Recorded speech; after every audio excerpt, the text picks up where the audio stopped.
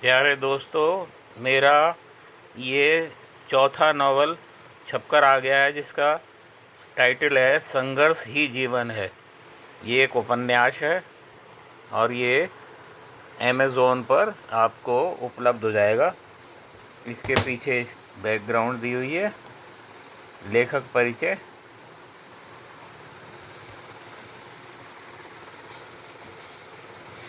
थोड़ा सा इसका प्रीफेस जो है मैं आपको बता देता हूँ।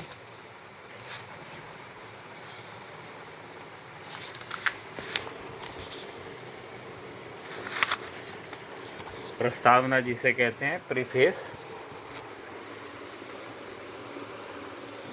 जीवन की राह कभी भी समतल नहीं होती।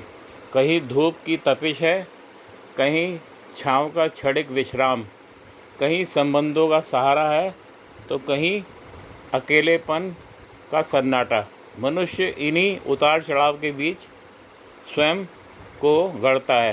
प्रस्तुत उपन्यास संघर्षी जीवन है, एक ऐसी ही स्त्री की कथा है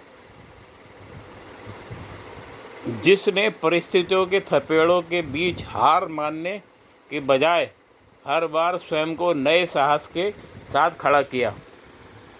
यह कहानी केवल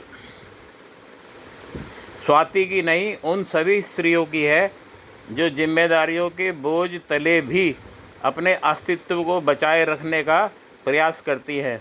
यह कथा बताती है कि दुख, अभाव, अपमान और असफलताओं जीवन का अंत नहीं, बल्कि नए आरंभ की भूमिका होती है।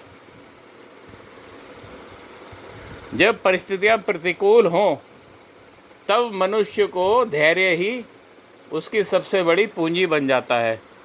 उपन्यास में पारिवारिक संबंधों की जटिलता, समाज की सोच, पुनर्विवाह जैसे संवेदनशील विषय, आर्थिक असुरक्षा, स्त्री की आत्मनिर्भरता और आत्मसम्मान की खोज को सहज और यथार्थ रूप में प्रस्तुत किया गया है।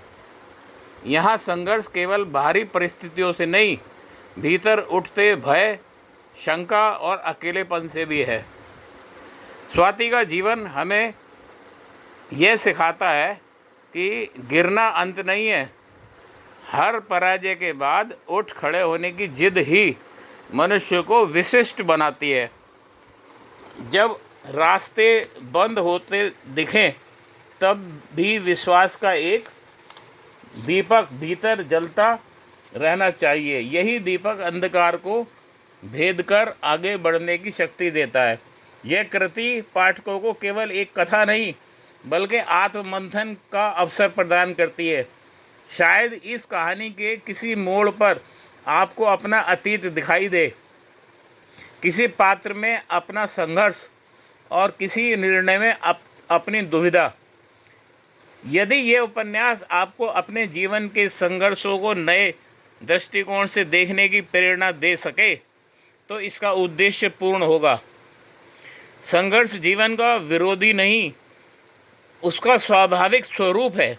जो इसे स्वीकार कर लेता है वही जीवन की पूर्णता से जी पाता है।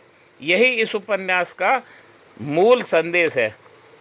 तो प्यारे दोस्तों, ये अमेज़ॉन पर उपलब्ध है, इसको लेकर पढ़ें। मैं दावे के साथ कह सकता हूँ कि आप ये पढ़ना आपको बड़ा रुचिकर लगेगा। बहुत बहुत धन्यवाद।